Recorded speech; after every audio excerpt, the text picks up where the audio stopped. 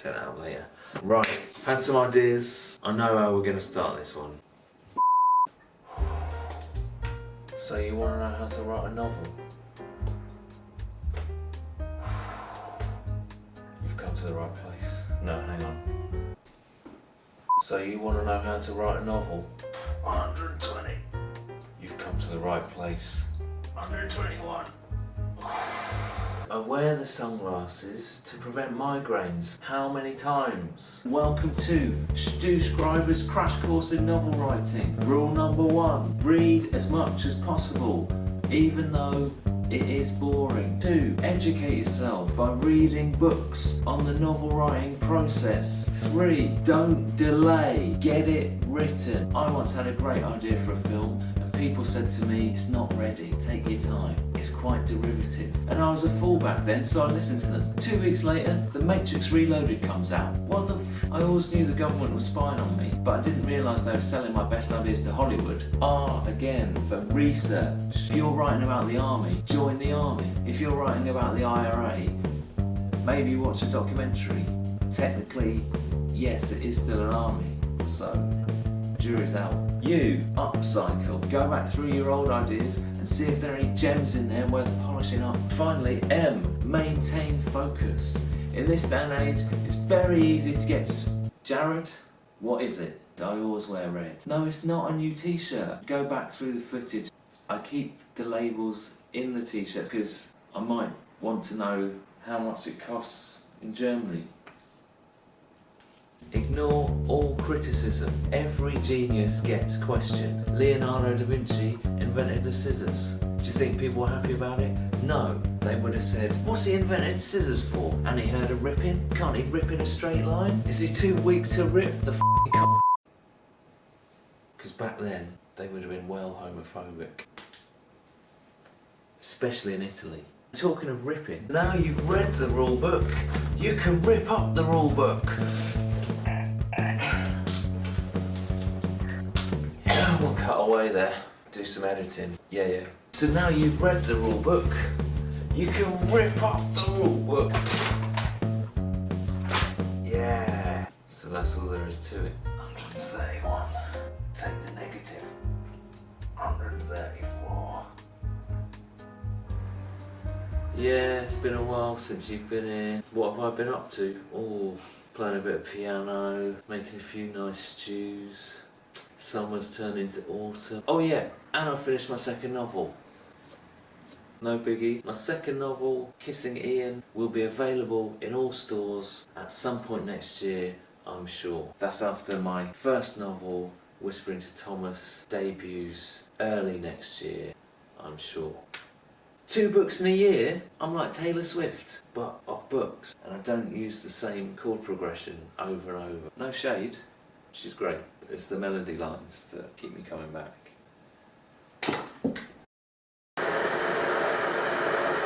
Yeah, so since I finished my second novel, I've been taking some time out to focus on myself. The problem is, when you focus on yourself, you see all the things that are wrong with yourself. Realise what's missing. As a successful novelist, it's important when you go to award ceremonies that you have an attractive woman or man on your arm or leg. Dwarf. That way you can tell all the journalists or journalistresses to f*** off or on. Oh, that's hot tea.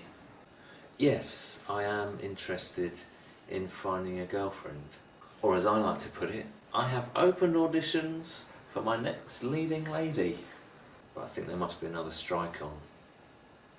Or I'm on some sort of blacklist with the casting agents, because no one's showing up. And the show itself is less Mamma Mia and more wicked. But in the traditional sense of the word. It's a different world now though. There's a woman lives on this road that I like, and in the old days I probably would have just loitered outside on the street and waited for her to come home, and then as I saw her coming I'd have walked ahead of her in the same direction and at some point slipped off my shoe and been like, oh, my shoe! I'd turn around and kneel down to put my shoe back on, and as she was coming towards me I'd say, don't worry, I'm not proposing to you, and she'd be like, And then I'd say, maybe in 6 months.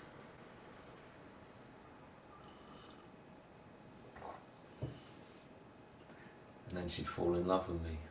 But you can't do that now, because that's stalking. So, instead of that, I'll probably just die alone.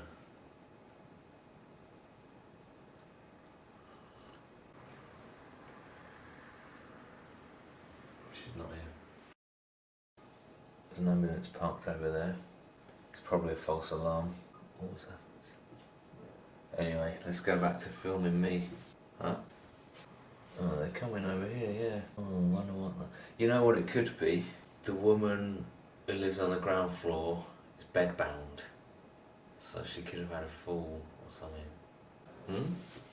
They're going next door. Yeah. Huh. Next door, I wonder what that's about. Well, I tell you what, why don't I go and see what the story is and report back? Yeah? No, you stay here, I'll go, and I'll come straight back and tell you what the situation is.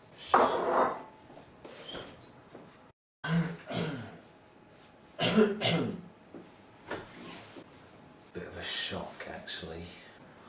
I don't really know how to say this. You know my neighbour, Christine, beloved neighbour. Friend first, really, more than a neighbour. Well, she's passed away. Yeah.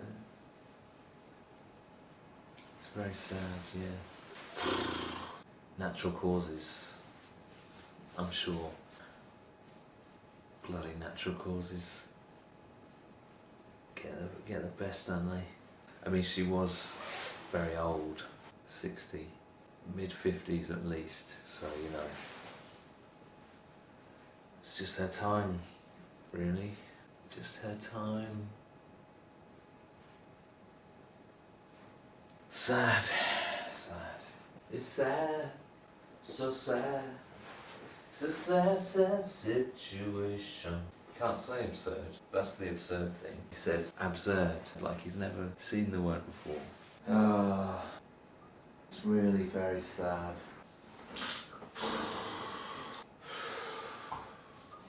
Yeah, it's a big shock, and I'm very sad.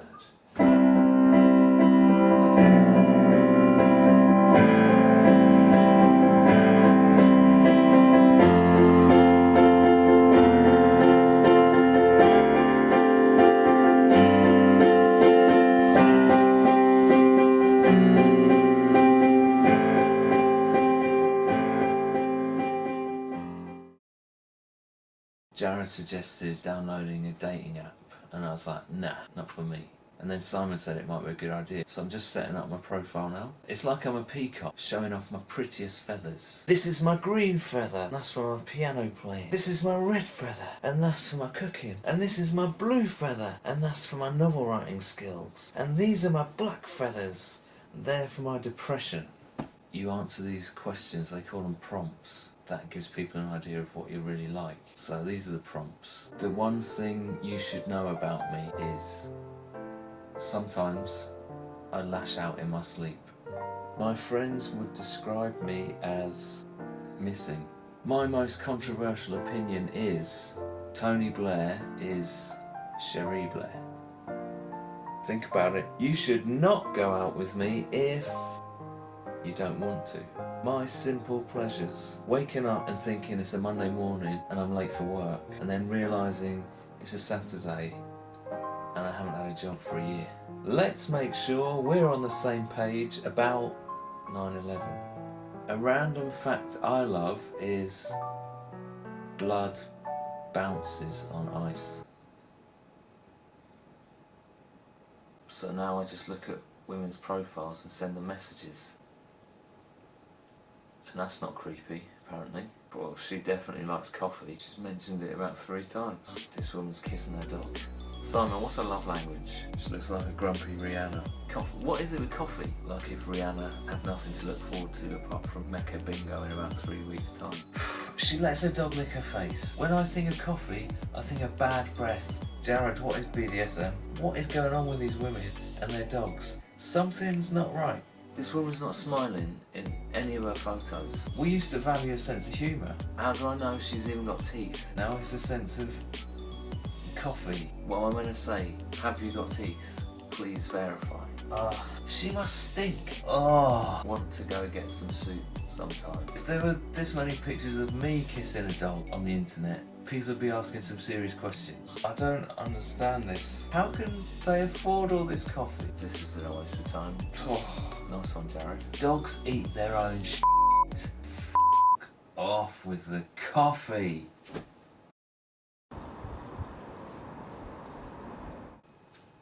So Christine's famous. It's all over the papers, online. Local woman found dead. How is that news? Take out the local and it's just woman found dead. Take out the found and it's just woman dead. That's not news. It's just an everyday occurrence. There are two basic human states, alive and dead.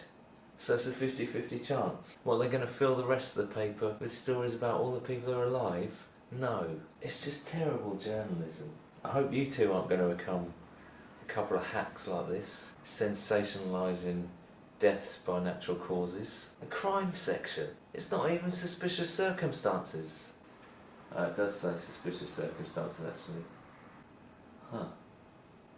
Well, you know what the real crime here is? It's all the f***ing pop-ups. Do they want me to read the local news, or do they want me to buy red t-shirts on H&M? Priorities. Dating app update. I've matched with 2 people this week. I told you I was like Taylor Swift. I'm having good banter with this one woman. I said to her, "You've got a nice smile." And she replied almost immediately with, "You look like Jason Statham with a wasting disease." Which was pretty funny, TBH. That means to be honest. I went back to her and said, "You look like a presenter on Loose Women." And she said, "Which one?" And I said, "I don't know, but you look like one." She's replied now, "Okay." This is classic. "You look like scientists spent 20 years developing the worst hangover known to humankind and injected it into Bruce Willis." That's pretty funny. I don't know what to say to that, so I'll just go with lol. Laugh on longer, Jared. That's what that means. Wait, she's typing again. She says, "You look like if Greg Wallace starred in The Walking Dead as a zombie." Already her standards are slipping because that is not as imaginative as her previous ones. She's let herself down there. So it turns out that this woman's love language is bullying. She's just sending me more and more obscure lookalikes. "You look like Vladimir Putin on estrogen pills." What? How do I look like Putin? Pep Guardiola if there'd been a nuclear attack on Canal Street. I don't understand it, but I think it's homophobic. Steve Jobs' corpse. Today. I told you I shouldn't have gone with the roll neck photo, Jared. "You look like Michael Stipe." That's it. Not even a proper insult. What's... Oh, it's from the other woman. "Hi Sandra, how are you today?" If Rick Moranis had alopecia, she's run out of bald blokes now. If John Malkovich had been shrunk on a hot wash. Carl Kennedy after chemo. What? Bulimic Dr. Evil. A Ross Kemp documentary on tapeworms. Philadelphia 2. Why did you make me sign up to this, Jared? Bullying. I'm getting bullied in my own home. If I wanted to get bullied, I'd go to the Park Inn and ask for a cocktail again. "You look like Michael Jackson's vision board." I don't like it and I don't understand it. She's questioning my manhood. She doesn't know what I'm capable of. And a strawberry daiquiri is not a bitch's drink. Carl Kennedy?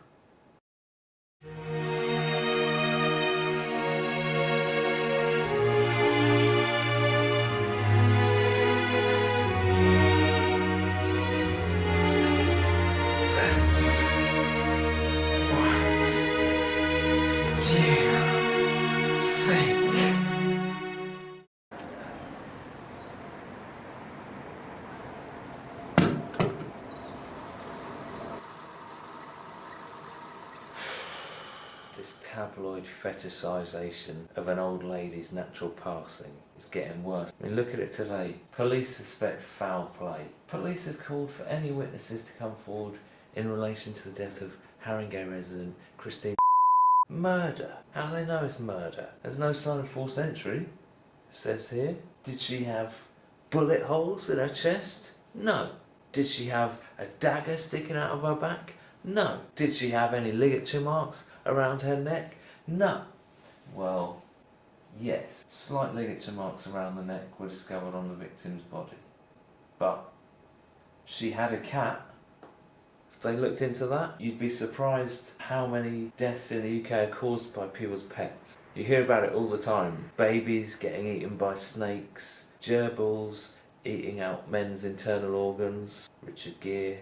It happens all the time. She could have tripped on her cat coming down the stairs and then tried to grab onto the fairy lights that she may or may not have had above the stairs and just got caught in those and then ended up strangling herself, and then her dead weight took her through the fairy lights and she fell to the bottom of the stairs.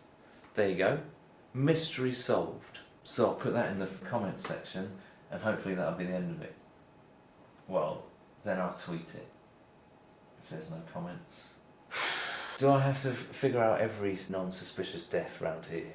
I've got better things to do. I could be writing my third novel, or doing a second draft of my first or second novel, but this takes precedent at the moment. Boys, death comes to us all. I had a girlfriend once, and she was a scientist in charge of nuclear waste management, but she had commitment issues. So I said to her, look, it's either the safe preservation of the entire population of the Northern Hemisphere or me. And she hesitated for too long, so I ended it. And she died of a broken heart.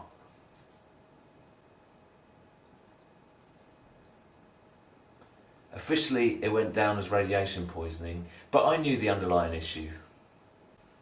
And the press, they've got a responsibility to the general public. Because not everyone's rational like me. Some people read things and they react badly. You look like Stanley Tucci's autistic brother. What the f***, man? What the f***? It's about 100 years old.